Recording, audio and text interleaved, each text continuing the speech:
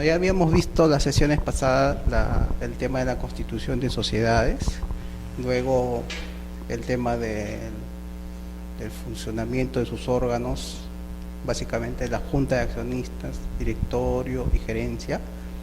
La sesión última vimos aspectos centrales de lo que es la modificación del estatuto o el pacto social de una sociedad, qué acuerdos daban lugar a un derecho de separación de los accionistas, qué formalidades implica la modificación del estatuto, básicamente escritura pública, los temas relativos a las dos modificaciones de estatuto más frecuentes y más importantes en relación al capital, que son el aumento de capital y la reducción de capital. Y ahora, ya un poco dejando de lado lo que son las sociedades anónimas, personas jurídicas, vamos a tratar en esta sesión lo relativo a aquello que normalmente se desprenden de este tipo de personas jurídicas, o sea, las sucursales. En lo relativo a sucursales nacionales y sucursales extranjeras,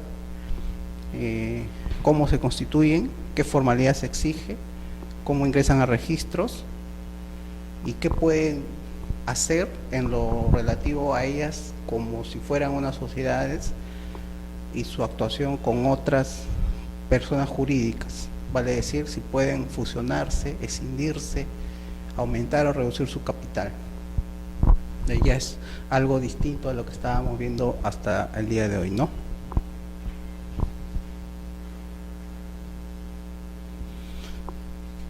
A ver,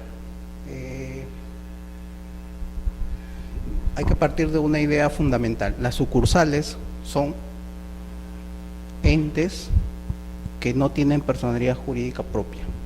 Por lo tanto, la responsabilidad de su funcionamiento, la organización de su funcionamiento y la dirección de su funcionamiento va a estar dado en favor de la principal, de la sociedad principal. Esta es la que la constituye y esta es la que en su momento la puede disolver y extinguir. Al no tener personería jurídica propia, la sucursal la principal responde por los actos que realice la sucursal a través de su representante.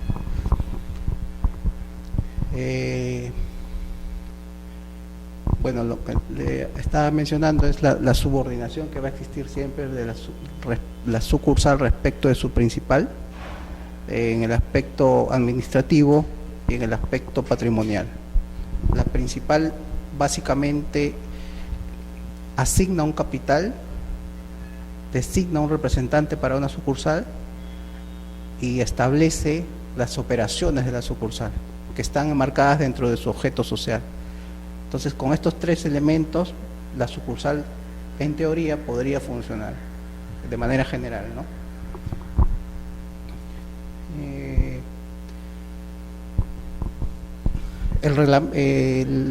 La constitución de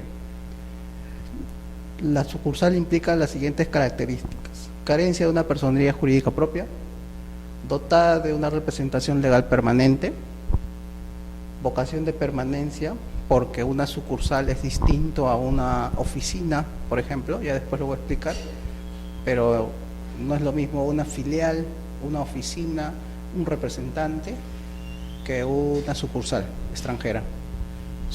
Buenas noches, son distintos conceptos, pero su vocación de permanencia hace que, como yo les explicaba en la clase anterior, una sociedad extranjera puede otorgar poderes especiales a un representante sin constituir sucursal. ¿Por qué? Porque no tiene la vocación de querer todavía establecer formalmente una sucursal en nuestro país, sino que para ir explorando de repente el ámbito económico, el ámbito social, financiero del lugar donde quieren operar, otorgan simplemente un poder a un determinado representante. No hay una vocación de querer permanecer para realizar operaciones en nuestro país, lo cual sí se presentaría de establecer una sucursal. En ese caso, esa empresa no estaría inscrita en el registro público, pero su poder sí estaría quedaría inscrito en registros públicos. Exactamente. El poder en registros públicos se inscribiría o se inscriben dos actos similares: el poder que otorga esa empresa sin constituir sucursal y los poderes que otorgan las sociedades para sus sucursales. Por ejemplo, la sociedad Toyota, Toyota S.A. puede otorgar poderes especiales sin constituir sucursal, y se va a inscribir el poder de Toyota S.A. a favor de una persona natural X, y también puede constituir una sucursal y otorgar poderes a favor de esa persona natural. Ahora, la pregunta que resulta inmediatamente es: ¿pero cómo? ¿Una misma sociedad extranjera puede tener una partida para poderes especiales y otra para sucursales y a favor de la misma persona? En teoría los puede tener. Ahora, hay que distinguir al momento de calificar el título o el acto o documento que contiene el poder, cómo está otorgando el poder. Lo está otorgando para que a través de su sucursal un representante ejercite determinadas facultades, o lo está otorgando simple y llanamente como Toyota S.A. ¿Pero estaría entonces dentro del registro de personas jurídicas o dentro del registro de poderes de personas naturales? No, siempre personas jurídicas. Serían personas Sí. Por más que no esté inscrita aquí, por más que no tenga personalidad jurídica en el Perú. Exactamente. La Ley General de Sociedades, por ejemplo, no regula este tema de los poderes especiales. Regula todo lo relativo a las sucursales, a las sociedades nacionales, pero no regula lo que son los poderes especiales, pero el reglamento del registro sí lo regula. Entonces, válidamente podemos tener que una misma persona jurídica extranjera tiene una partida de poder especial y una partida abierta a favor de una sucursal establecida en el Perú. Y eso se inscribe siempre en el registro de personas jurídicas. Personas naturales se va a inscribir siempre lo que es de persona natural a persona natural, por definición. Es más, cuando a veces presentan un poder de una persona natural a favor de otra y por error lo presentan al registro de personas jurídicas, se tacha inmediatamente, ¿no? Ahora que se tramite por lo general siempre es un poco engorroso, ¿no? Porque me parece haber, señor, usted tiene que ir al consulado peruano, ante el cónsul, otorgar el poder, el cónsul envía esto al Ministerio de Relaciones Exteriores de aquí en Perú, y aquí tiene que ser visado por aquí por el Ministerio de Relaciones Exteriores, de ahí tiene que llevarlo al registro público. Sí, es bueno. Ahora se ha aligerado un poco porque existe un concepto que se llama apostilla, no sé si habrán escuchado. Entonces, en virtud de ese documento, se abrevian un poco los pasos que hay que dar para que un documento sea validado desde el extranjero hasta el Perú. Porque si la secuencia, por ejemplo, un poder otorgado en España de una PJ X, PJ cualquiera, para ser ejercido acá en el Perú y que llegue a inscribirse en los registros públicos del Perú, en el registro de personas jurídicas societarias. Entonces se otorgaba, por decirle, una empresa X le otorgaba a una persona natural para ejercer un poder aquí en el Perú. Entonces este poder tenía que ser legalizado, por decirle, por el notario del lugar donde se otorgó el poder. A su vez, legalizar quiere decir que alguien indica que la firma del representante de esta persona jurídica es válida, como si fuera aquí un poder otorgado en el Perú, ¿no? Un notario de Madrid, digamos, legaliza la firma del representante de esta persona jurídica, y a su vez un representante, digamos, de aquí del Ministerio de Justicia, el equivalente, le legaliza la firma a este notario español. Y lo que básicamente indican es que el notario que ha firmado este documento es un notario con cargo vigente. Y este ministro o este funcionario del Ministerio de Justicia, a su vez, le legaliza su firma o le autentica la firma el consulado peruano en Madrid. Consulado, embajada o representación, según sea el caso, ¿no? Cualquier representación peruana, consulado peruano en Madrid, le legaliza la firma a este funcionario del Ministerio de Justicia.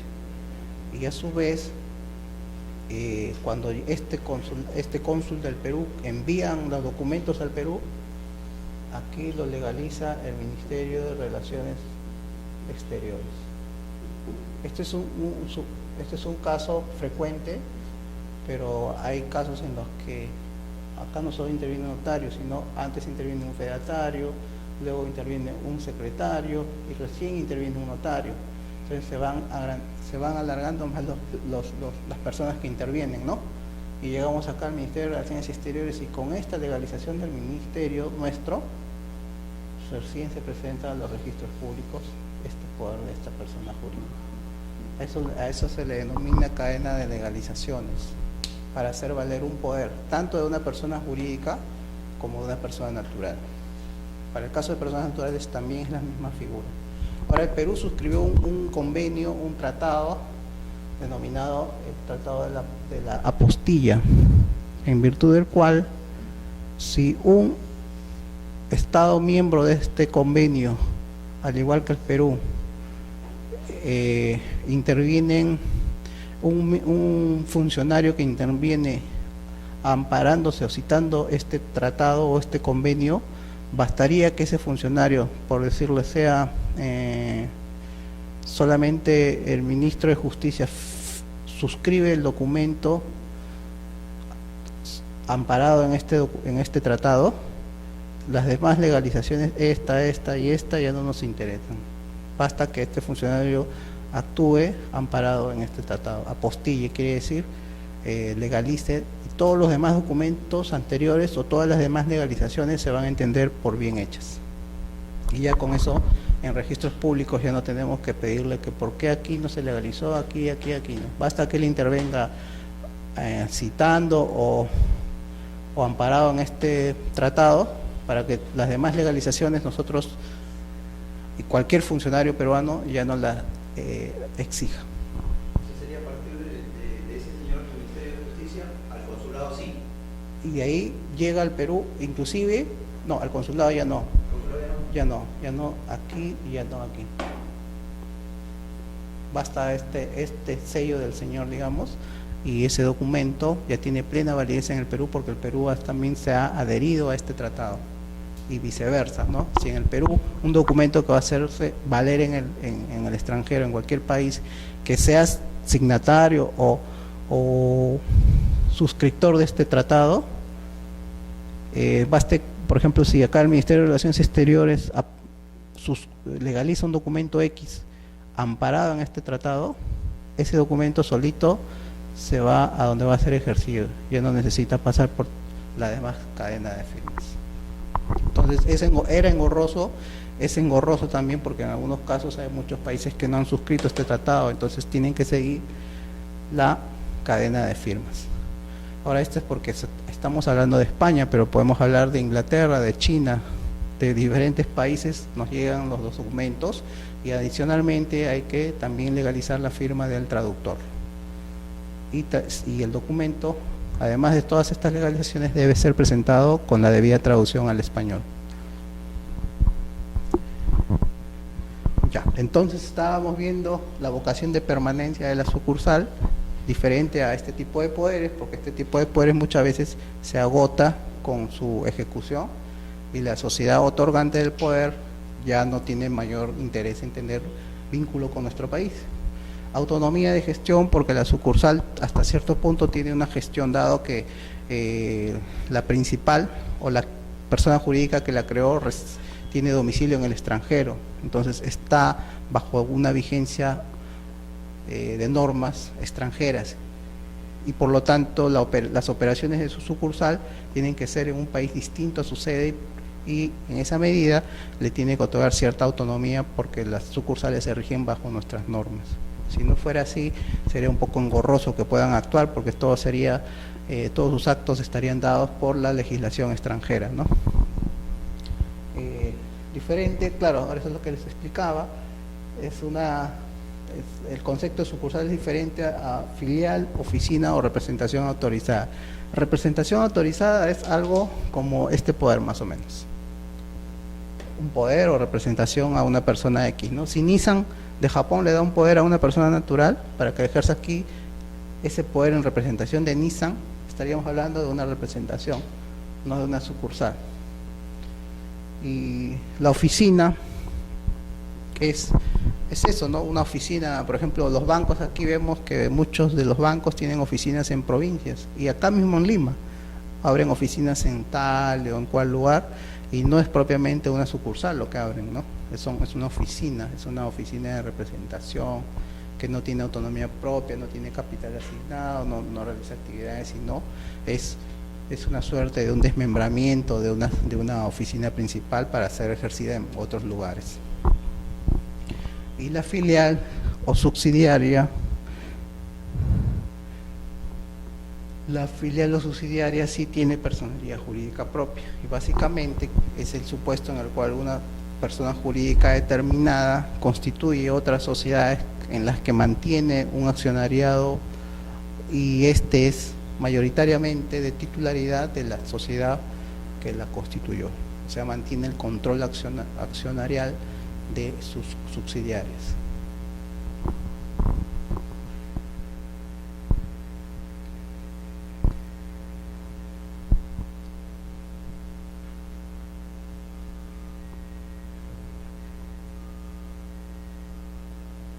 Eso,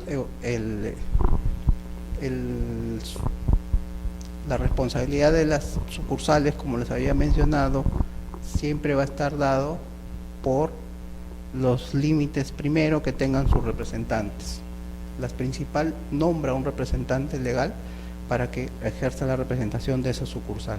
En caso incurra este representante en actos que generen responsabilidad, los acreedores o terceros en general pueden accionar directamente contra la principal. ¿Por qué? Porque la sucursal en sí misma no tiene personería para poder ser demandada o demandante. Quien responde por las deudas de la sucursal va a ser la principal. Y eso es lo que establece el artículo 397 de la Ley General de Sociedades, cuyo texto legal se establece que todo el patrimonio de la principal queda sujeto a la responsabilidad en la que pueda incurrir la sucursal.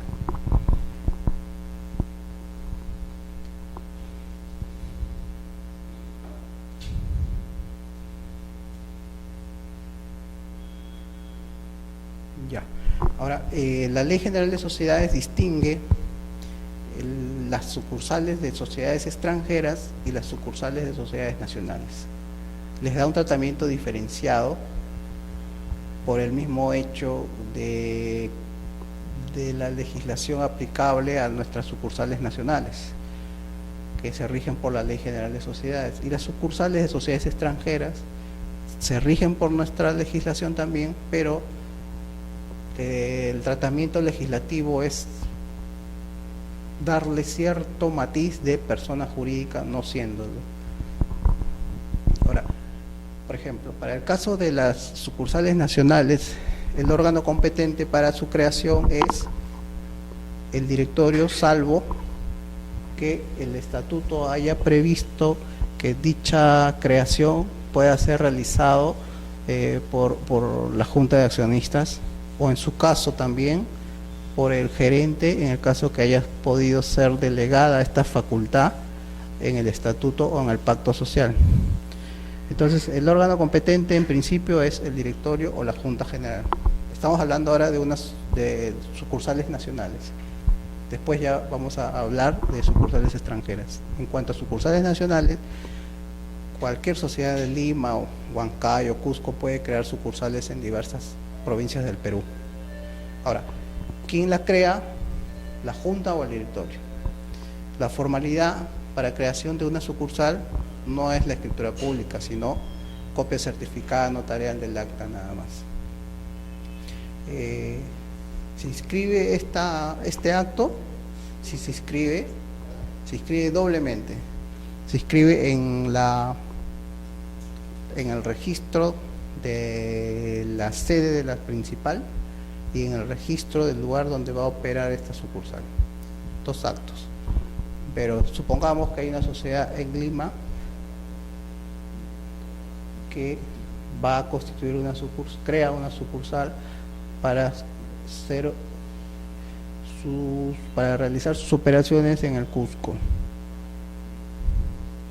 Entonces, una sociedad X, a través de un acuerdo de junta,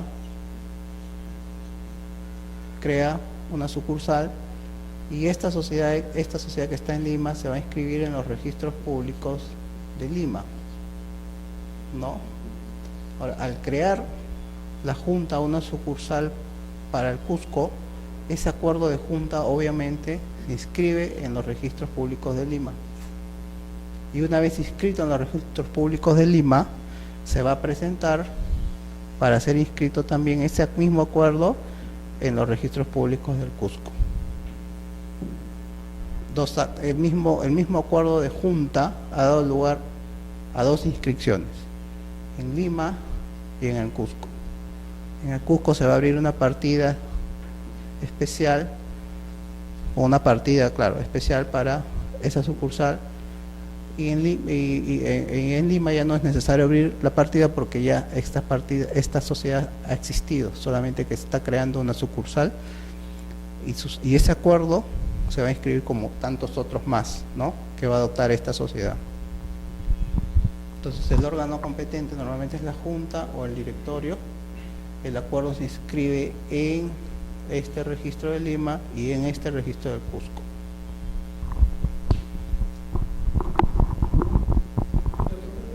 Sí.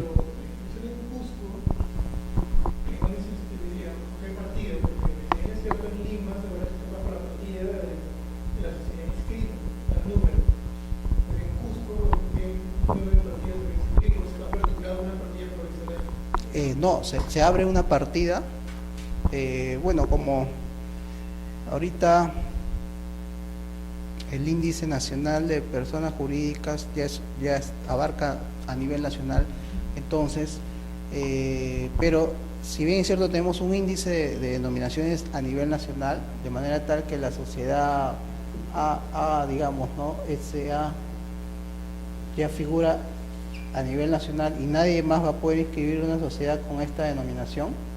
En cuanto a la autonomía de actos, de partidas, no somos un todo a nivel nacional. Por ejemplo, en Lima se generan, por decirlo, las partidas del 1 al 100 este año, ¿no?, de las sociedades que se van constituyendo. Y en Cusco, ellos también generan del 1 al 100 sus partidas. Entonces, la creación de esta sucursal en el Cusco va a dar lugar a una partida X con un número que tranquilamente también puede haber acá en Lima. Si acá se generó en este acto la partida 98, digamos, acá en Lima puede haber en el registro públicos una partida 98 de otra sociedad cualquiera. Lo que quiere decir es que acá ellos tienen una numeración de partidas independiente a nosotros. Por eso acá en Lima se genera una partida y en el Cusco otra. Y no es partida anotación preventiva, es una anotación, es una inscripción. Porque las anotaciones preventivas tienen una vocación de temporalidad. En este caso es una partida, es una inscripción y por lo tanto tiene vocación de permanencia.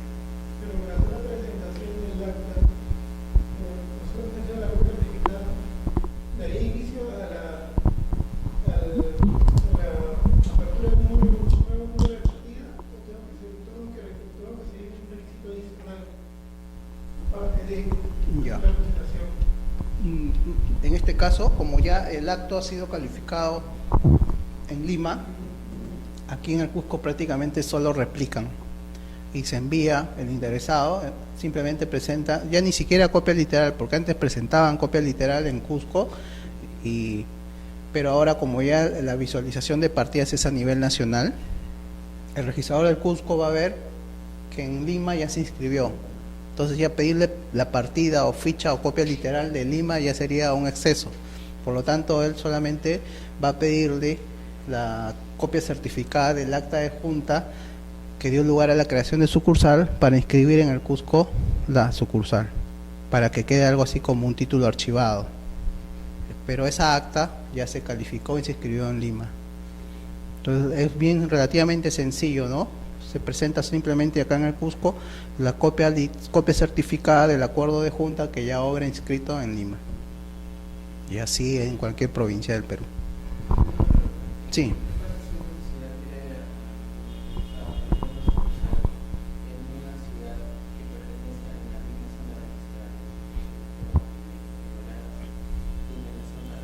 Allá.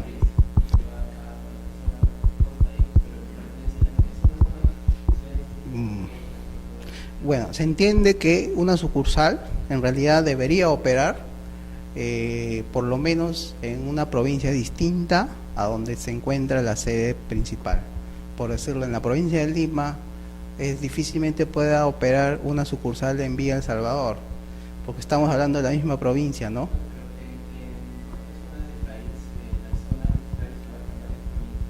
Claro, ahí, ya, si abarca varias provincias, en ese supuesto diríamos que válidamente en una provincia donde reside la principal quiere constituirlo en sucursal en otra provincia.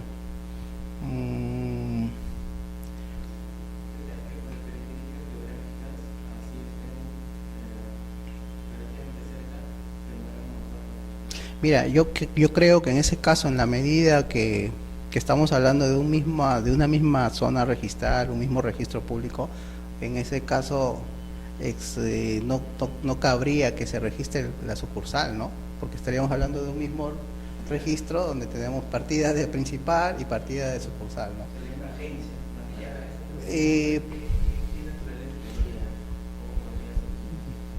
Mira, sé que en realidad la ley no ha previsto este tema porque no dice qué circunscripción territorial mínima tenemos que hablar para poder considerar una sucursal válidamente creada, ¿no?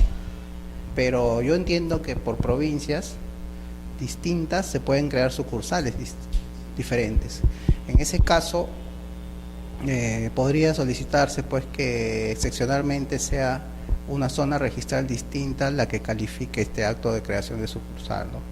Porque es un caso en el que, si bien es cierto, se puede crear la sucursal, lo que podrían hacer es, si de repente, otorgar poderes de representación, ¿no? E inscribirlos de repente.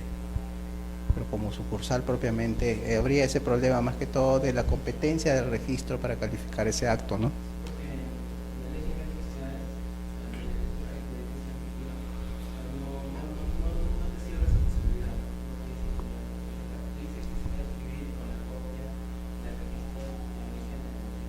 Uh-huh.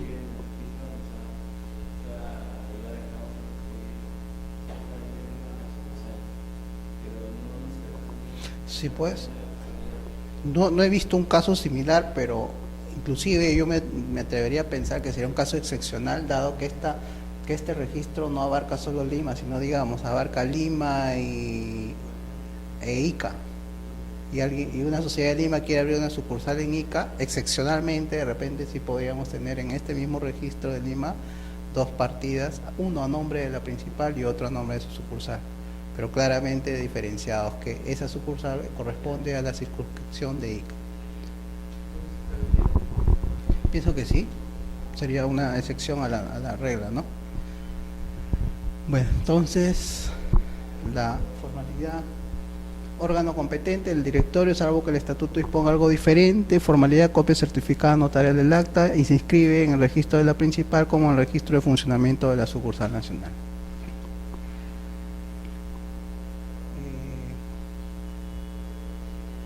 Ya, ahora hemos visto el acto de creación de sucursal, donde se inscribe, y ahora un elemento principal es quién la representa.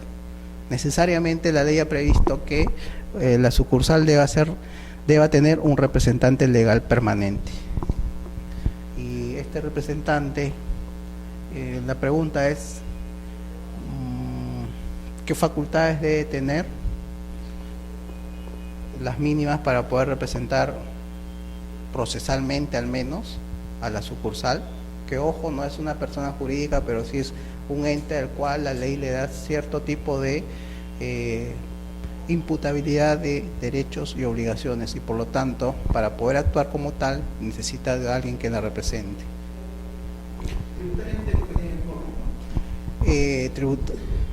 Yo tengo entendido que las sucursales extranjeras tienen inclusive otro RUC, pero las nacionales tienen el mismo RUC. No estoy muy seguro de ese dato, pero el tratamiento, por ejemplo, por ahí es diferenciado. La sucursal extranjera para impuesto a la renta, por ejemplo, tributan como si fueran sociedades extranjeras, y las sociedades nacionales no, perdón, las sucursales nacionales no, tributan en cabeza de su principal, ¿no? Pero esos ya son, digamos, opciones legales y que están así, ¿no? No obstante, la similitud de una sucursal, sea peruana o extranjera, con su principal, jurídicamente. Ahora, es posible que además de un representante legal, una sucursal nacional pueda tener otros apoderados inscritos en la partida. Por ejemplo, en esta partida del Cusco, adicionalmente al representante se podrían designar otros apoderados desde Lima.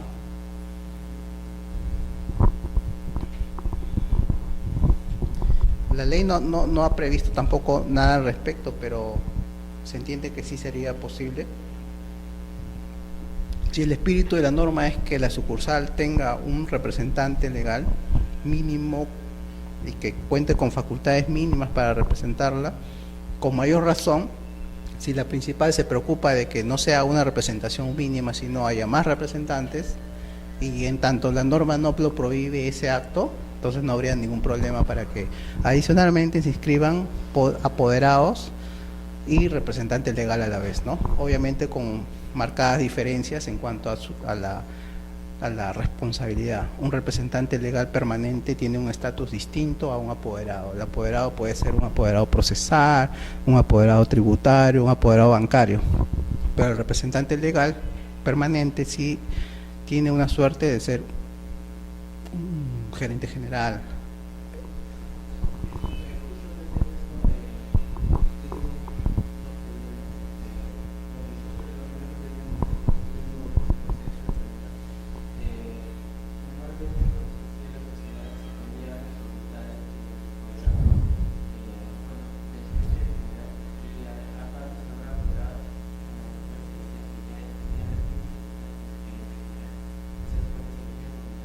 Ya. Ya.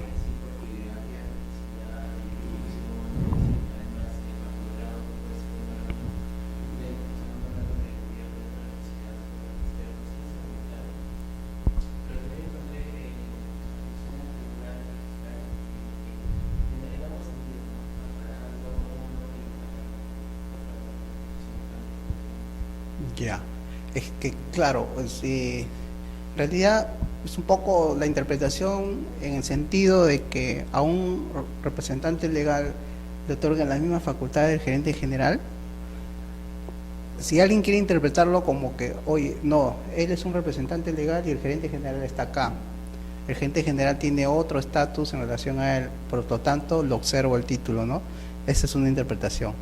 Pero otra interpretación podría ser las mismas facultades del gerente general para el representante legal, pero sin ser el gerente general. O sea, le estoy dando las facultades, pero no estoy diciendo que él va a ser un gerente general.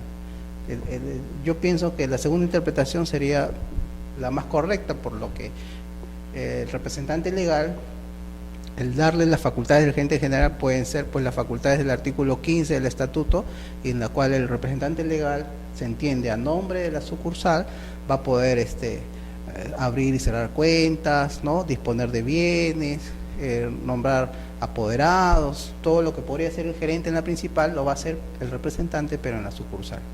Un poco extensivamente darle ese estatus al representante legal, ¿no? Sin creer que porque tiene la facultad del gerente general, él es un gerente general, ¿no? Me parece que la idea es que el representante permanente tenga ciertas facultades y pueda representar de forma cabal a la sucursal,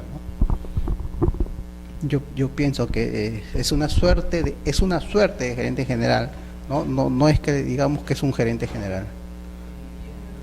Buenas noches. Entre los apoderados Claro, la representación es amplia.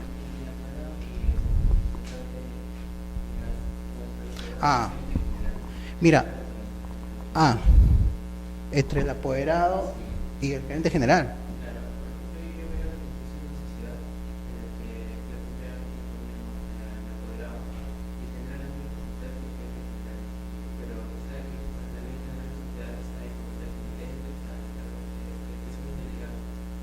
Ya. Ya, es que claro, mira, esa suerte de señalar que el apoderado X tendrá la misma facultad del gerente general, si lo quieres interpretar, por ejemplo, en cuanto a las facultades que son indelegables, si las tiene o no, yo pienso que con esa declaración tan genérica no las tiene, porque se entiende que las que son indelegables del gerente general son indelegables porque la ley lo establece así, y por el hecho que se le otorgue la facultad del gerente general, se entiende que las que son indelegables pues no se están otorgando. Lo pueden interpretar en otro sentido, decirte no, tú al decir que él goza de todas las facultades, son todas, hasta las indelegables. Entonces da para dos interpretaciones. Yo pienso que una cláusula de ese tipo, yo entiendo que las indelegables no se están otorgando, porque tiene que ser, como son restrictivas, la interpretación es restrictiva, por lo tanto el otorgamiento de facultades debería ser expreso.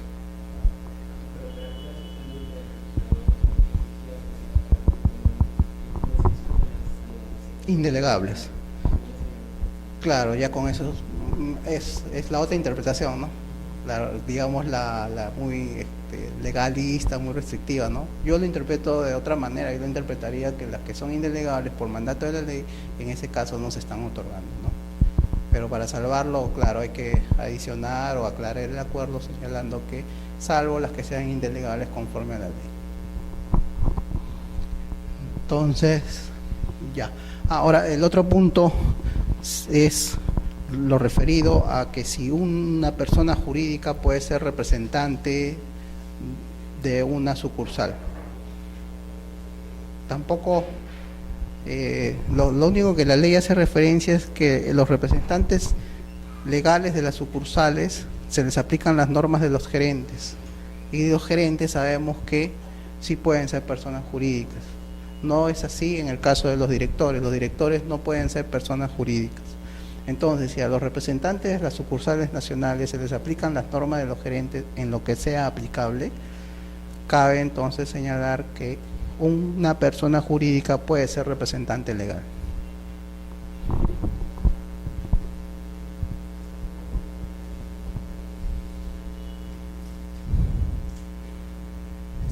Ahora, ¿por qué el estatus es importante? Por ejemplo, en esta sucursal de la ciudad del Cusco, ¿por qué es importante el estatus del representante legal de la sucursal?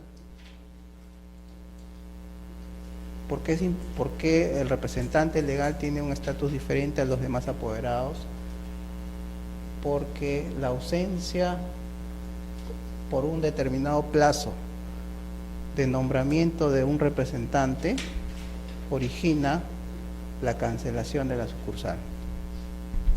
No es lo mismo que el apoderado X de la sucursal no tenga más el cargo de apoderado que el representante legal.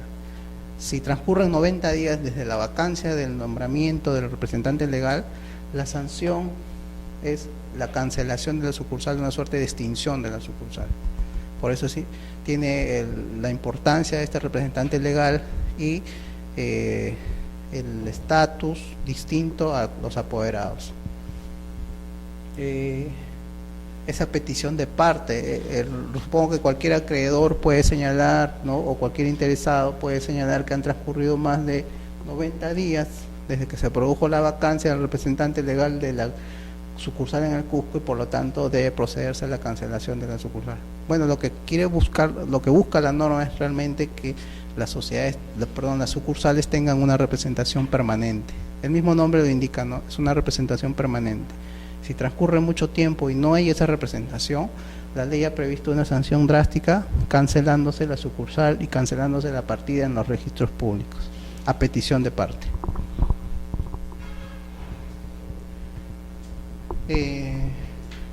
no es este supuesto el que se da también o el mismo que se da para una sucursal extranjera.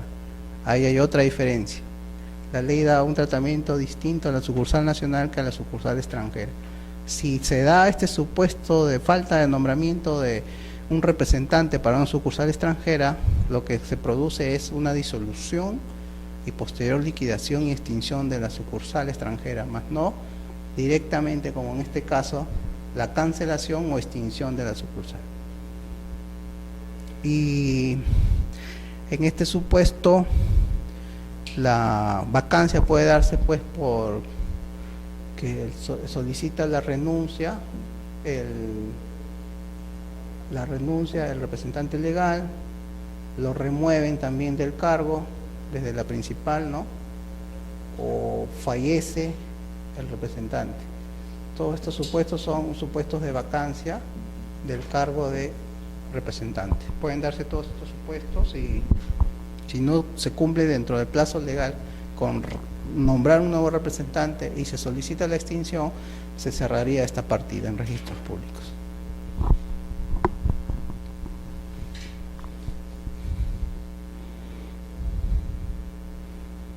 Ahora,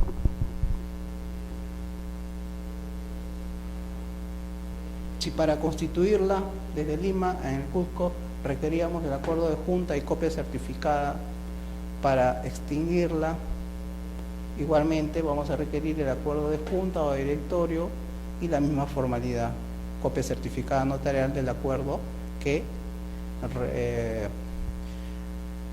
resuelve cancelar la sucursal en Cusco en este caso, pero en cualquier otra provincia, a la inversa, con la única salvedad que deben adjuntar un balance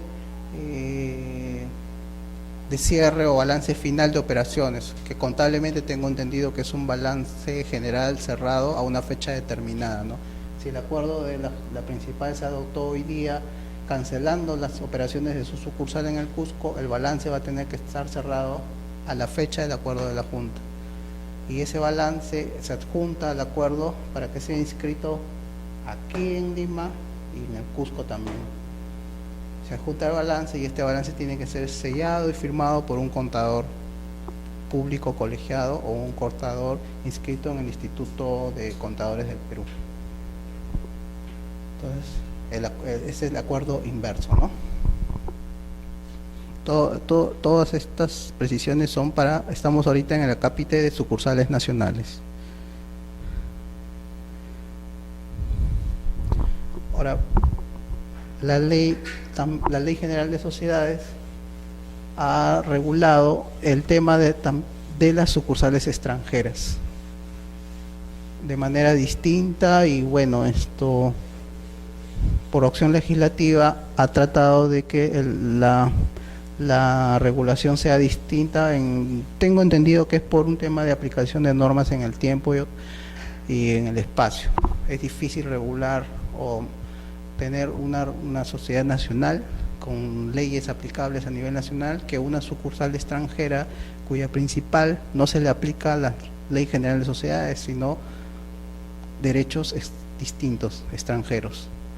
Entonces, de ahí un poco asimilar a su sucursal extranjera una suerte de sociedad extranjera, ¿no? Persona jurídica extranjera, sin serlo. A ver, aquí por ejemplo, en el caso de las sucursales nacionales, la formalidad era la copia certificada notarial del acta, ¿no? En la sociedad extranjera, la formalidad, no podemos decir que puede ser una copia certificada notarial, porque si en Suecia se adopta el acuerdo para crear una sucursal en el Perú, ¿qué derecho resulta aplicable al acuerdo de la Junta o del órgano, como se llame? No podemos saberlo. Pero si es una sucursal nacional, sí sabemos qué derecho se aplica, es el derecho peruano. El derecho sueco no sabemos qué regula para este supuesto de creación. Si es una junta, si es una asamblea, si es un comité. Por lo tanto, lo único que podemos hacer es que nos llegue el acuerdo del órgano, como se llame, debidamente traducido. Y lo que podemos exigirle para este caso es que esta documentación que llegue en documento privado, en documento público, en documento fedateado, cualquiera sea la forma que regule el derecho sueco, nosotros pedimos, de acuerdo a nuestra ley, que todo eso conste en escritura pública. Por lo tanto, podemos decir que el acuerdo de creación de sucursal extranjera aquí en el Perú debe ser formalizado por escritura pública, cualquiera sea el documento que lo contenga dicho acuerdo. Órgano competente, bueno, según la legislación de cada país, como les explicaba, el derecho sueco puede señalar que sea una asamblea, una junta, un comité quien crea una sucursal en el para ser constituida en el extranjero.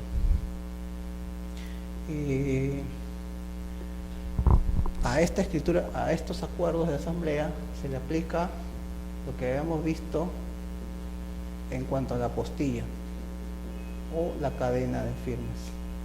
Toda esa cadena tiene que constar en este acuerdo y el acto estar inserto en la escritura pública. El otro documento que se exige, la otra formalidad, entonces el órgano competente según cada derecho extranjero. La formalidad, la escritura pública. Y adicionalmente se les pide que en la escritura pública conste también un certificado, entre otros requisitos, un certificado de vigencia que en el extranjero esta persona jurídica existe como tal. ¿Aquí también se emite el certificado de vigencia? Aquí lo que hay son certificados de vigencia de poderes y también un certificado de vigencia de sociedades, pero bajo la forma de se denomina certificado compendioso, que quiere decir que registros públicos señala que de una determinada persona jurídica obra registrada en una partida, entre otros elementos, con un capital, un domicilio, un objeto y duración indefinida. Entonces, ese documento como tal, ese certificado que denominamos nosotros compendioso, tiene una suerte de certificado de vigencia para el extranjero.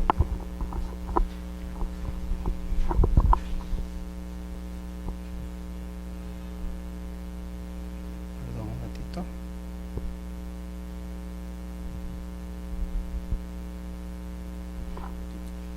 Ahora, la escritura pública, que es el instrumento que contiene el certificado de vigencia y el acuerdo de creación de sucursal, adicionalmente debe tener, entre otros elementos, el giro u operaciones que va a tener la sucursal de acá en el Perú,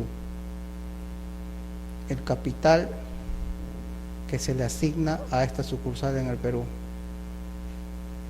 el representante legal permanente, al igual que acá para las sucursales nacionales.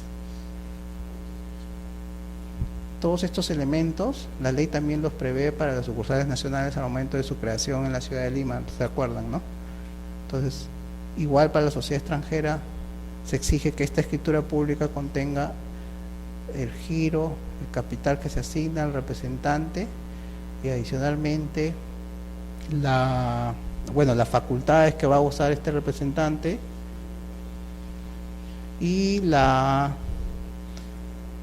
el sometimiento expreso de la sucursal a la legislación nacional.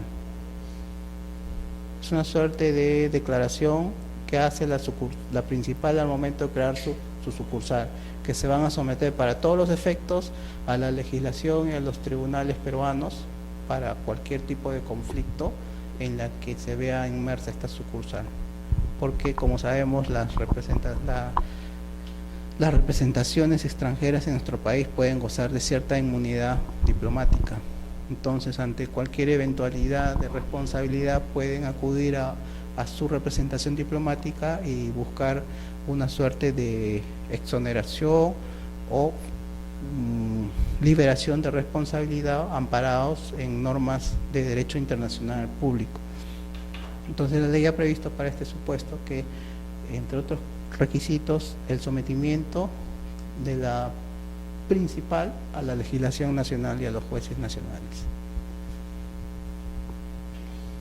Ahora, el certificado de vigencia es un documento, y me olvidaba, también en este caso de sucursal deben insertar el estatuto o el pacto social o pacto, insertarlo en esta escritura pública en el cual se advierta que en ellos no se prohíbe la creación de sucursales extranjeras. Si está en idioma extranjero toda esta documentación, debe otorgarse la respectiva traducción.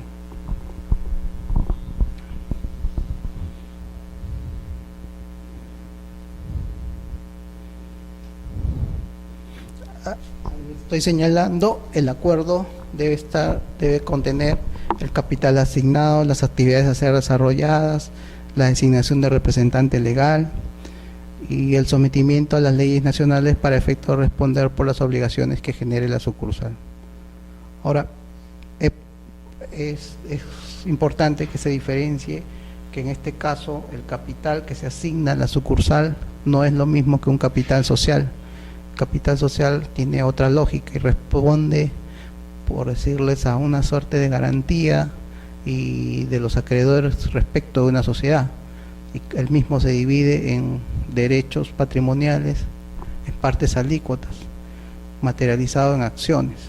En este caso no es así, no hay acciones en este capital, es simplemente una suerte de un efectivo, caja chica para que la sucursal pueda operar. Por eso hay una diferencia entre capital social y capital asignado. Pero en todo caso, como una sucursales extranjeras bajo qué tipo de modalidad de responsabilidad nos vamos a encontrar, ¿una responsabilidad limitada, una responsabilidad ilimitada? ¿Hay previsto algo en ese sentido? Porque si solamente va a responder con su capital asignado, es una responsabilidad limitada. No, en este caso, en una presentación anterior, las primeras, habíamos señalado que el patrimonio de la principal responde en su integridad por las acciones de la sucursal.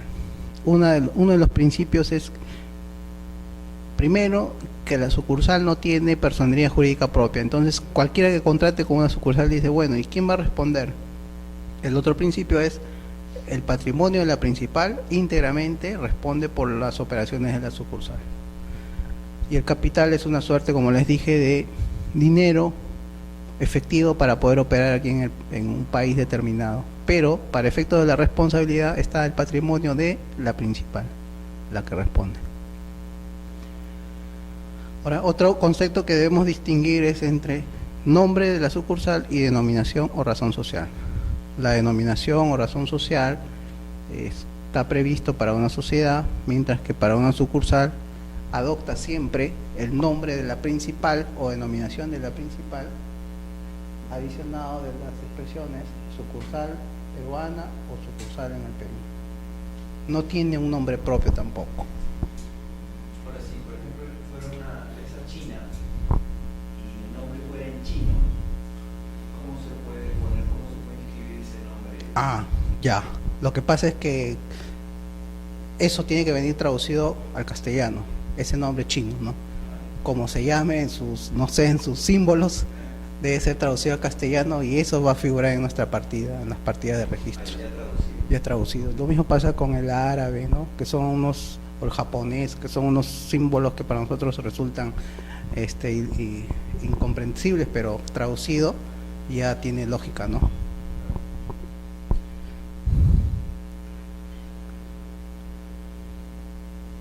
Ahora, en este caso, como en tantos otros, el reglamento del registro de sociedades también regula este tema, no solo la ley, sino también el registro. Y el registro de sociedades, en el artículo 153, establece esta mecánica de los poderes para ser inscritos en una sucursal extranjera. en comparación a los poderes especiales. Si para los poderes especiales, al momento de inscribir un poder especial, se solicita el certificado de vigencia por parte del registrador, en el caso de un poder para ser ejercido en la sucursal extranjera, no necesariamente se debe exigir este documento, porque el reglamento ha establecido que para este caso hay que presumir la no vigencia de la sociedad a partir de la documentación presentada para poder recién exigir el certificado de vigencia. El certificado de vigencia era importante porque determina que no se estén inscribiendo poderes de sociedades inexistentes en el extranjero. Y en este caso, de los poderes a ser inscritos en la partida de una sucursal extranjera, la regulación es diferente. En la medida que el registrador intuya de la documentación presentada que la principal puede no estar vigente, entonces en ese caso va a exigir el certificado de vigencia. En el caso de los poderes especiales siempre se exige el certificado de vigencia. ¿En qué casos puede ser uno en el que el registrador pueda llegar a la conclusión de que no está vigente? Por ejemplo, se presenta un documento venido de Suecia y de hace 5 o 10 años atrás. Entonces ha pasado mucho tiempo y el registrador válidamente puede decir, bueno, yo creo que ya no está vigente y le exijo el certificado de vigencia amparado en el artículo 153 del reglamento. Esta disposición no está regulada en la Ley General de Sociedades, por eso es que se la cito, porque es una disposición especial. Así como el órgano competente, la formalidad para crear una sucursal extranjera están dadas en la ley, igualmente para el tema de disolución en las sucursales nacionales bastaba el acuerdo y la presentación del balance con el cierre de operaciones. En este caso, cuando se quiere disolver una sociedad, una sucursal extranjera, la ley ha previsto que se aplican las normas, que las normas sobre disolución de la ley no le resultan aplicables. Es decir, el acuerdo y los avisos y la designación de liquidadores en principio no serían lo que la ley ha previsto para estas sucursales es que en cuanto a disolución no se les aplica las normas de la Ley General de Sociedades a plenitud, pero sí en cuanto a su liquidación y a su extinción. Un poco extraño, ¿no? Porque si para una sociedad nacional hay que tener básicamente los avisos como medio de publicidad de que se está disolviendo una sociedad nacional, para las sucursales extranjeras esto no cabe. Y el acuerdo, bueno, básicamente los avisos no resultan aplicables. La ley dice que para la disolución de este tipo de sucursales extranjeras se aplican plenamente solamente las normas referidas a liquidación y extinción. En consecuencia, si una sucursal extranjera cuya principal decide la disolución, en registros públicos no se les puede exigir los avisos de disolución que se prevén para otros tipos de disolución, ¿no?, de las sociedades. O sea, solamente bastaría el acuerdo tomado allá en la principal, y con esos acuerdos se tendría que seguir todo el trámite de la apostilla igual también, ¿no? Claro. Y después al registro público, pero tendría que pasar con la liquidación. Con la liquidación, ese acuerdo adicionalmente debería designar a un liquidador y proceder ya, bueno, al proceso de liquidación y finalmente, terminado el proceso de liquidación, la extinción. Pero básicamente lo que quiere la ley en este supuesto es que se tome el acuerdo por la principal y se designe directamente al liquidador. Ahora, la lógica es, creo yo, que si los avisos son una suerte de garantía para los acreedores de una sociedad nacional de que esta sociedad se está disolviendo y por lo tanto poder ejercer algún derecho, no se da esto de los avisos en las sucursales extranjeras, porque si el tercero o el acreedor se da con la sorpresa de que se está disolviendo la sucursal aquí en el Perú, siempre va a tener la posibilidad de acudir a ejercer sus derechos crediticios ante la principal. Es esa, creo yo, la razón por las cuales no se exigen los avisos, ¿no? O sea, el hecho que se extinga la sucursal extranjera aquí en el Perú no hace que se pierda la ejecución de su crédito, porque siempre va a tener como garantía el patrimonio de la principal.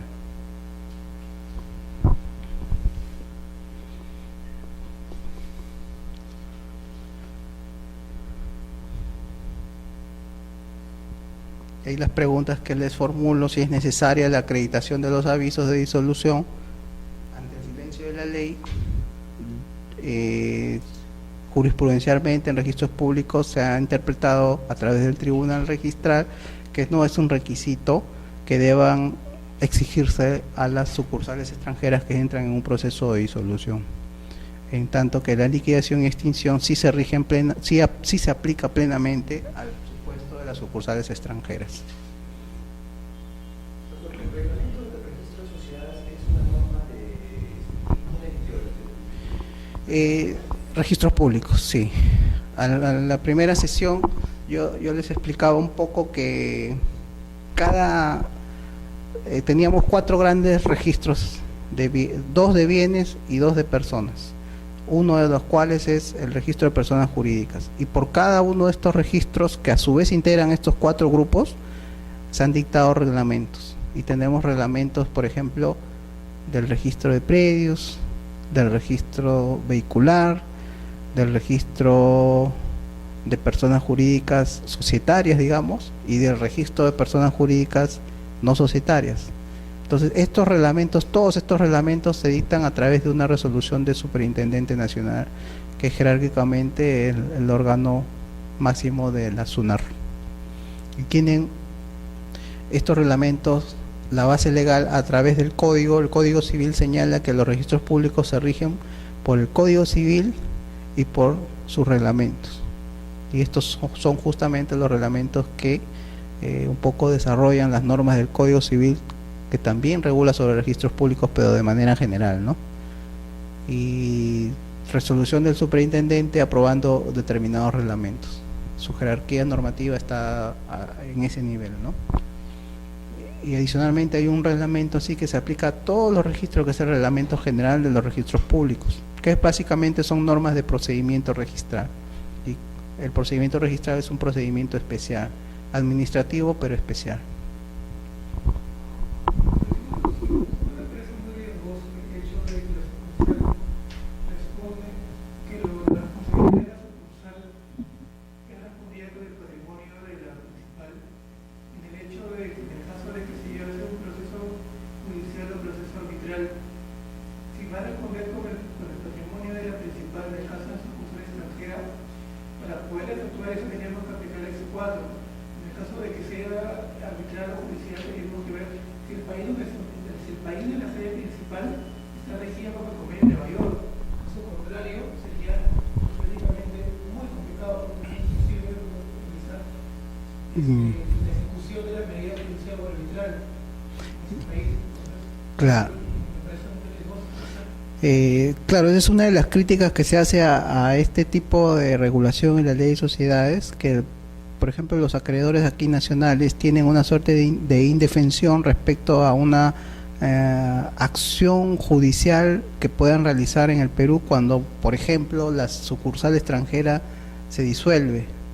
El único camino que le queda para poder accionar es dirigirse al patrimonio de la principal. Ahora, la principal asume el riesgo de que por las operaciones de su sucursal, ¿verdad? Entonces el riesgo sería un poco trasladado a la principal. Si yo constituyo sucursales, estoy automáticamente aceptando la legislación del país en la cual va a operar esta sucursal. Y si por ejemplo la legislación peruana me dice que mi patrimonio va a estar en juego, ya responde a un análisis costo-beneficio de cada principal, de saber en qué país va a gestionar una creación de una sucursal, ¿no? Ahora, el mecanismo que pueden tener ahora los nacionales está dado por por el CIADI de alguna manera, porque son más que todo estos supuestos aplicables a inversionistas extranjeros. Entonces los inversionistas extranjeros quieren de alguna manera que no solo el Estado peruano los perjudique en su inversión, sino también que en conflicto que surjan con el Estado peruano, con un particular peruano, ellos tengan una suerte de un mecanismo de solución de conflictos expeditivo, y por lo cual normalmente establecen cláusulas de remisión para que sus conflictos sean sometidos a un arbitraje a nivel de un organismo especializado que tiene su sede en Washington, tengo entendido, por el convenio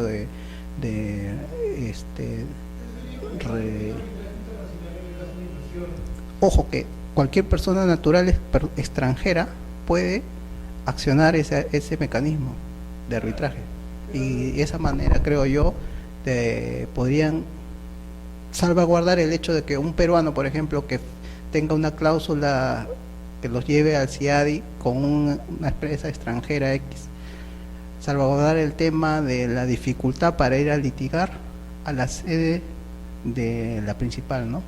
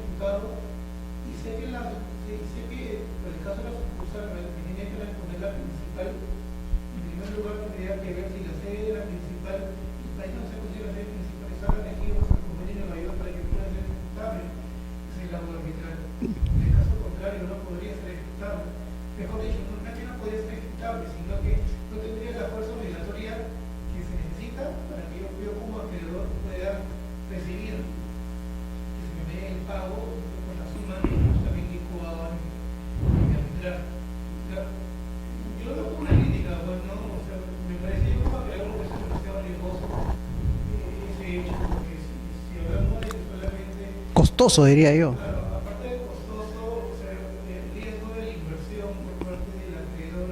Nacional, que contrata con una... Claro, eso es lo que yo te decía, que es una suerte de una crítica que se le hace a esta forma de regulación, pero que hasta donde tengo entendido, por ejemplo, los peruanos cuando contratan con extranjeros y sus sucursales ahorita tienen la posibilidad inclusive de pactar arbitrajes de acuerdo a nuestra ley general de arbitraje, de pactar arbitrajes para que sean resueltos aquí y ejecutados aquí en el Perú sin necesidad de exequatur.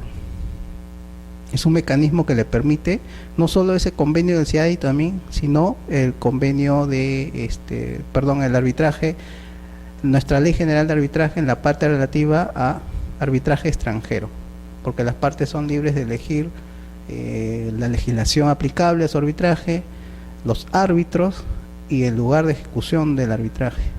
Entonces, por alguna razón, creo yo que esa crítica que tú formulas puede ser amenguada si es que utilizan el mecanismo de arbitraje para la solución de sus controversias, ¿no? Porque con el texto de la ley es riesgoso, es costoso, es complicado accionar con una sociedad e ir a litigar a la sede de origen, ¿no?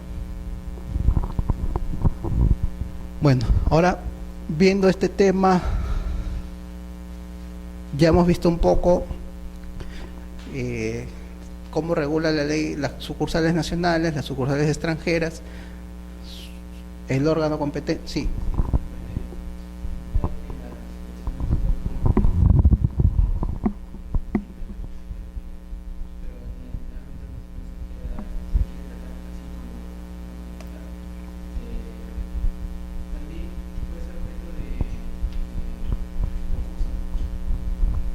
Las sucursales extranjeras sí podría ser objeto de un concurso.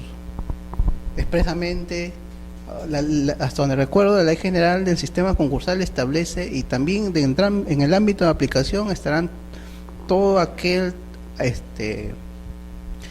patrimonio, ¿no? Y ahí se entiende, sucursales, que sea sujeto de imputabilidad de derechos y obligaciones.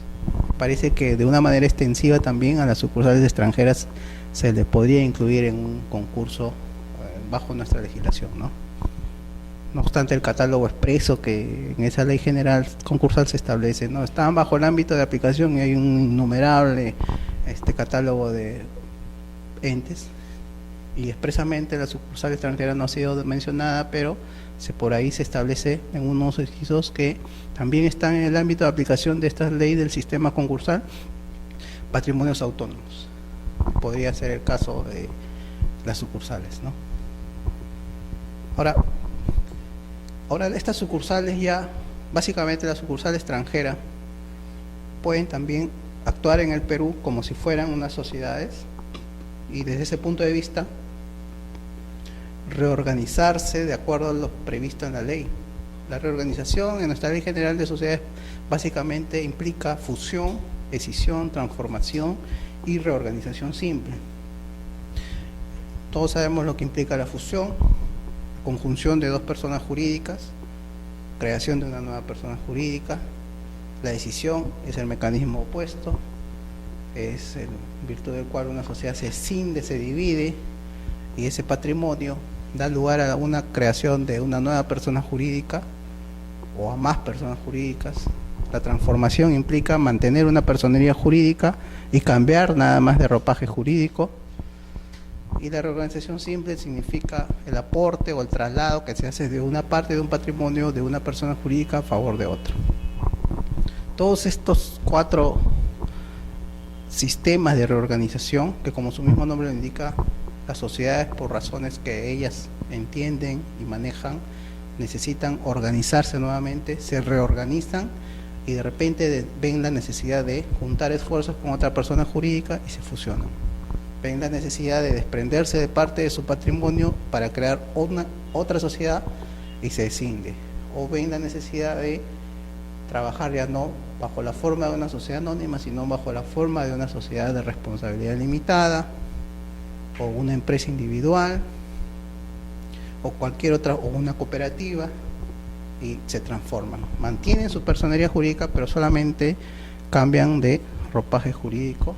Todos estos mecanismos es dependiendo de lo que financiera y económicamente una persona jurídica considere conveniente a sus intereses.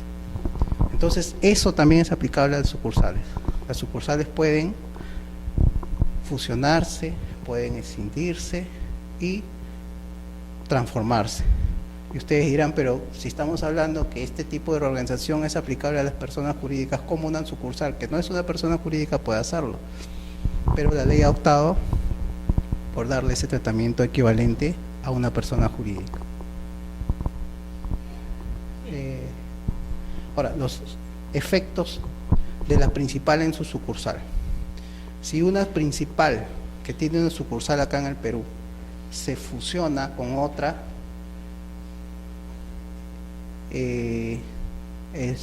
la sucursal es parte de su patrimonio y por lo tanto va a pasar a ser parte del patrimonio de la sociedad absorbente. Si la sociedad principal se escinde y en ese patrimonio que se escinde, se divide, está incluida su sucursal peruana, entonces la sucursal peruana va a pasar automáticamente a un cambio de denominación, porque siendo parte de ese patrimonio que se distancia de su principal, va a pasar a ser parte del patrimonio de otra principal, y eso automáticamente va a originar el cambio de nombre, porque no hablamos válidamente de denominación, porque eso está reservado para las sociedades, pero sí daría lugar a un cambio de nombre en la sucursal producto de ese acto. No, pues si ponemos que la sociedad extranjera A1 se fusiona con la sociedad extranjera B1 y ambas, y la A1 tiene en el Perú una sucursal, esta sociedad se fusiona con esta y solamente llega a existir esta. La sucursal en el Perú necesariamente va a tener, ya no se va a llamar A1 sucursal del Perú, sucursal del Perú, sino al ser parte, al quedar absorbida esta principal en esta otra, esta sucursal ya se va a tener que llamar, cambia de nombre, se va a llamar B1 sucursal del Perú. Ese es el efecto que produce cuando la principal se fusiona en el extranjero y en el Perú sufre un cambio su nombre. En la escisión, esta sucursal puede estar patrimonialmente, ser parte del patrimonio de esta principal, y si este patrimonio se escinde en el extranjero, este patrimonio pasa a formar parte de este patrimonio. Consecuentemente, la sucursal del Perú pasa a formar parte del patrimonio y por lo tanto de esta sociedad que es la beneficiaria en la decisión. Esta es la escindente y esta es la beneficiaria. La beneficiaria quiere decir la receptora del patrimonio que se escinde. Ahora, este patrimonio puede dejar subsistente a esta sociedad A1, pero también podría darse el caso que desaparece. Sea cual sea el caso, el asunto principal aquí es determinar que la sucursal, al ser parte del patrimonio transferido, va a originar un cambio de nombre automáticamente.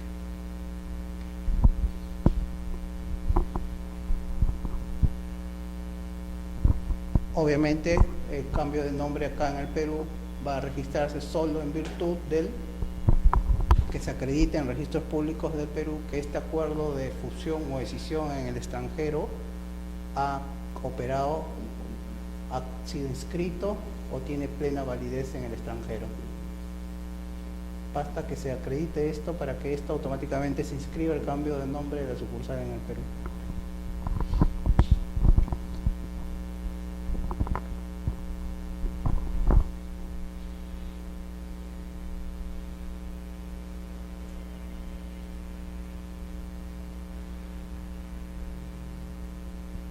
Bueno, la documentación debidamente apostillada, traducida, debe ser presentada para que se entienda que ha operado no solo el cambio de nombre, sino toda la gama de responsabilidades que genera que la principal cambie o tenga efectos jurídicos en el extranjero, porque aquí también puede ser un supuesto de transformación,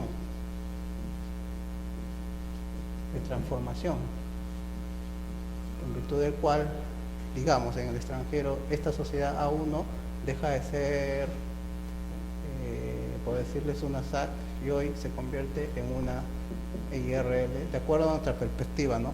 Puede ser, el derecho aplicable es muy variable, pero el asunto es que la transformación también entre las principales va a dar lugar a que opere aquí en el Perú un cambio, en este caso, un cambio de denominación. Todo lo que los actos de reorganización de la principal siempre van a tener incidencia en su sucursal en el Perú y ese acto se inscribe aquí en el Perú.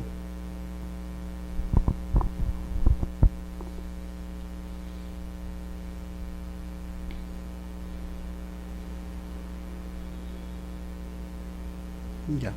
Ahora, un tema, así como esos actos tienen incidencia en las sucursales, ese acto también se podría presentar en sucursales nacionales, ¿no? Si la sociedad Gloria S.A. se fusiona con la sociedad Vigor, digamos, o Plusa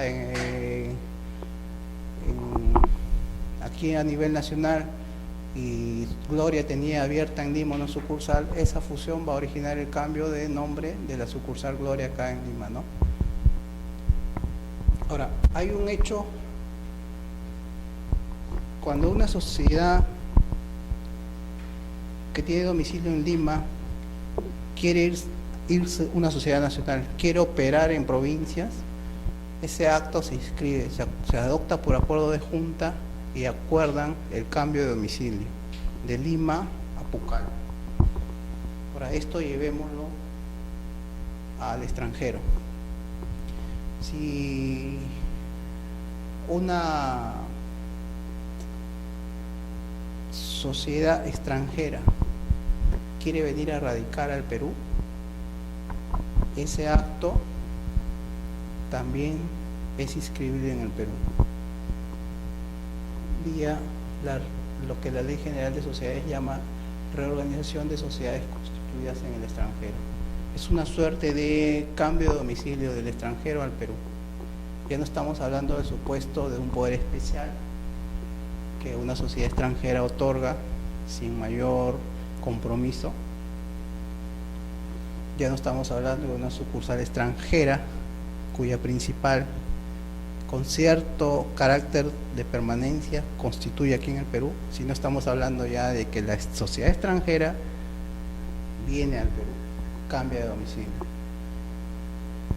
Entonces, ese acto es el que está regulado en el artículo 394 de la ley, según el cual cualquier sociedad constituida en el extranjero puede radicar en el Perú, conservando su personería jurídica y transformando su ropaje jurídico a alguno de los que el Perú regula.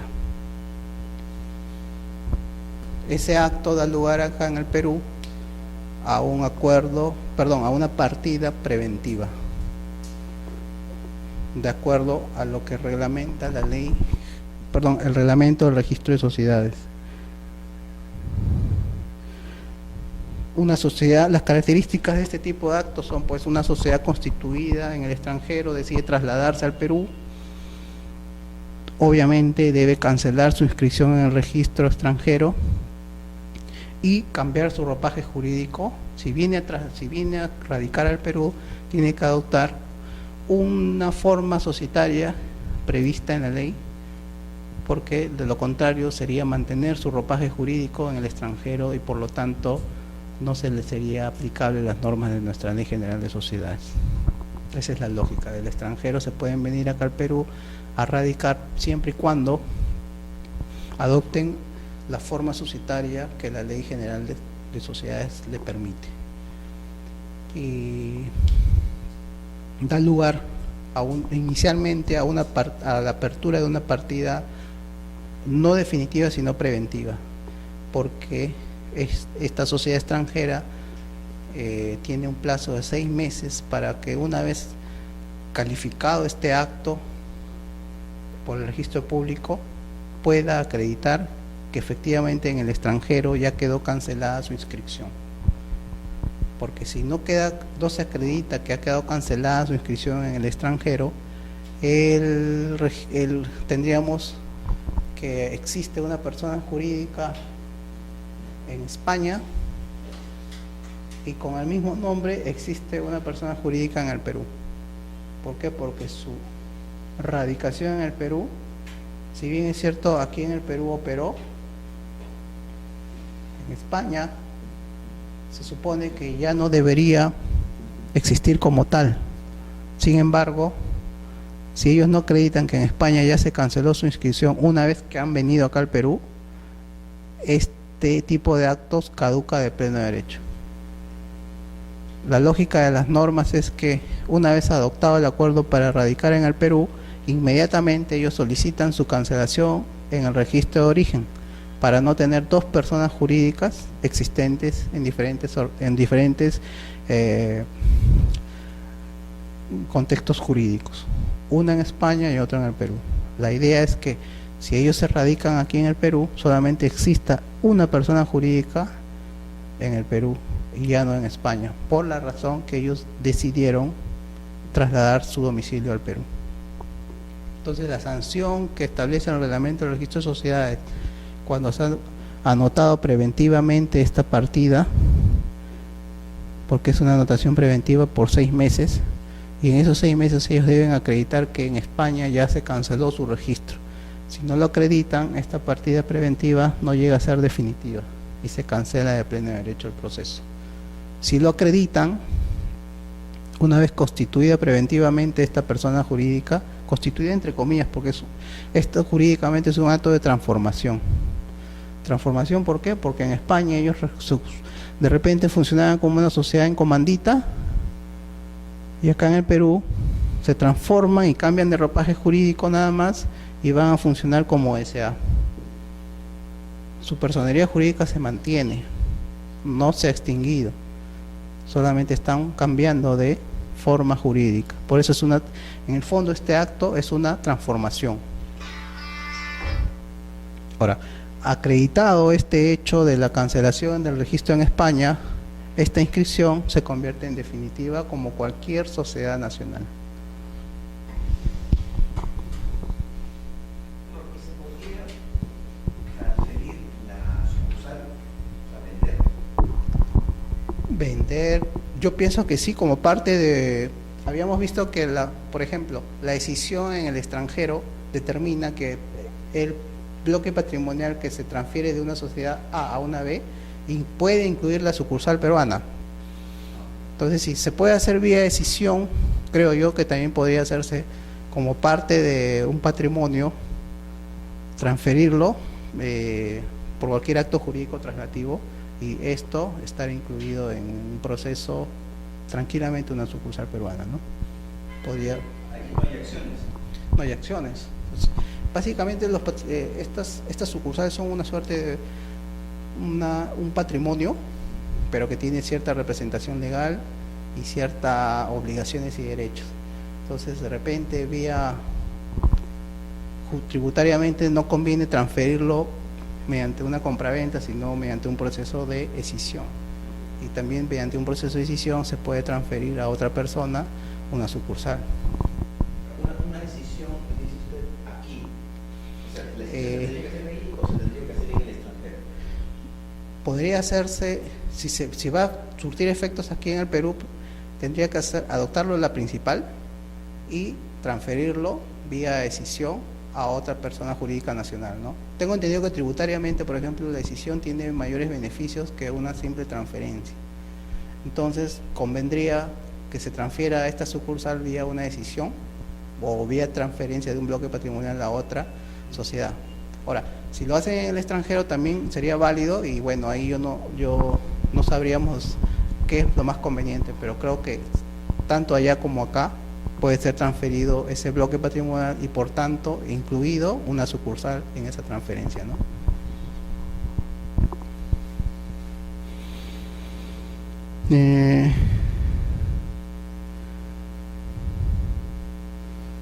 La apertura, en este caso es el único supuesto en el que al radicar una sociedad extranjera a nuestro país o cambiar de domicilio a nuestro país, se abre preventivamente una partida la cual va a seguir esa suerte en tanto no se acredite su cancelación en el registro de origen. Una vez acreditado ese acto de cancelación, se presenta aquí al registro público y el registro público procede a variar la notación preventiva en definitiva, quedando esta sociedad extranjera constituida como si fuera cualquier sociedad nacional.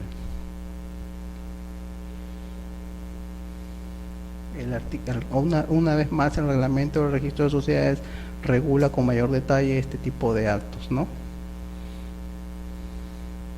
El 137 del reglamento señala en qué casos queda extinguida este proceso. Ya sabemos, cuando en el transcurso de 6 meses ni inscrita la anotación preventiva no se acredita la cancelación en el registro de origen.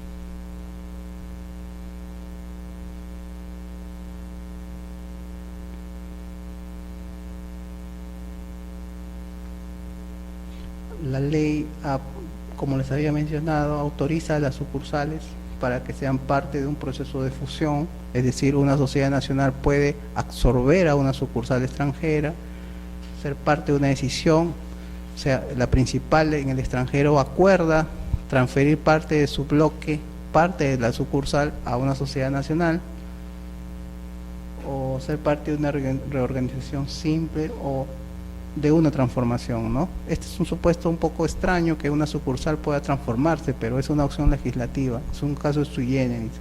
La sucursal en teoría no podría transformarse ni ser parte de estos procesos, porque estos procesos implican hablar de personas jurídicas como tales. pero es una opción legislativa que la ley ha previsto. Creo yo, con la finalidad de promover la inversión y el flujo de capitales.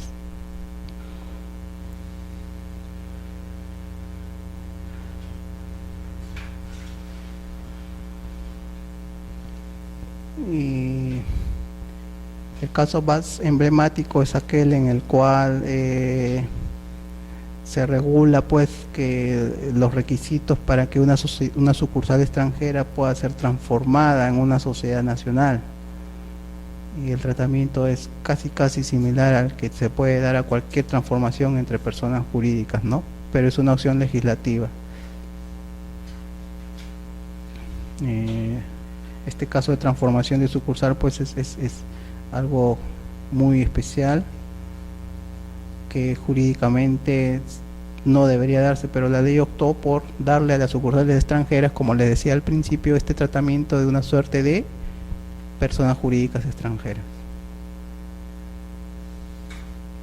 Ya para acabar, les quiero mencionar un elenco de observaciones más frecuentes para este tipo. Las observaciones más frecuentes para este tipo de actos, por ejemplo, pueden darse en el caso de acreditar los certificados de vigencia. Muchos actos que vienen relativos a este tipo de situaciones jurídicas no acreditan con el certificado de vigencia o con el documento equivalente, ¿no? En el extranjero de repente no saben lo que puede significar un certificado de vigencia, pero el reglamento ha previsto que se acredite con cualquier otro documento de similar valor, no necesariamente denominarlo certificado de vigencia, sino certificado de no extinción, ¿no? Continuación de la sociedad. De Chile, por ejemplo, llegan documentos del registro del conservador de bienes, el registrador público de conservador de bienes, así se denomina. Este funcionario chileno tiene competencia para certificar que una determinada persona jurídica, sea persona natural o persona jurídica, tiene vigencia registral. Entonces este documento, si bien es cierto, no es un certificado de vigencia propiamente, sí es un documento que acredita que la persona jurídica en el extranjero no ha sido liquidada ni extinguida. Certificado de conservador de bienes. El conservador de bienes, en el caso de Chile, por ejemplo. Ahora, en España, por ejemplo, el notario muchas veces otorga una escritura pública similar a nuestra escritura pública, y en la introducción hace todo un análisis de quién se ha presentado en su oficio, a nombre de quién y cuál es la historia de esta persona jurídica, y con esa declaración él concluye señalando que se me ha acreditado la plena vigencia y facultades del representante legal fulano de tal, y ese documento, esa declaración constituye también una suerte de certificado de vigencia, porque lo está mencionando un funcionario extranjero en ejercicio de sus funciones, y también equivale a una suerte de certificado de vigencia. Hay un pleno, los precedentes les había explicado la vez pasada, es una suerte de declaraciones que hace el tribunal registral a la segunda instancia, que contiene competencia nacional y que se pronuncia sobre diversos temas. Sobre este tema en particular ha habido muy pocos pronunciamientos a nivel de precedentes o declaraciones obligatorias para los registradores. Solamente hay un precedente en lo relativo a la adecuación de las sucursales.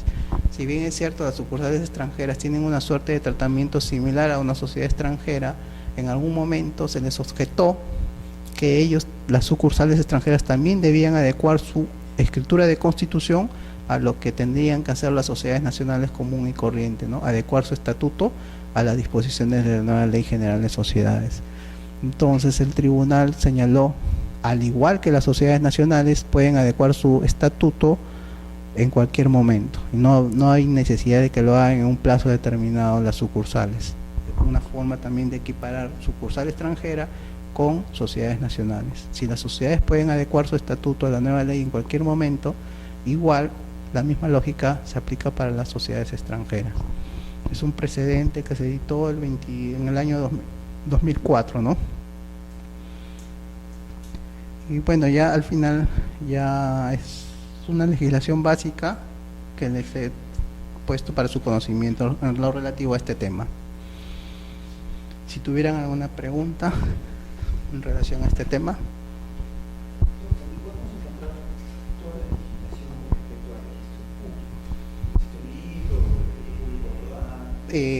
ahorita hay dos libros básicos.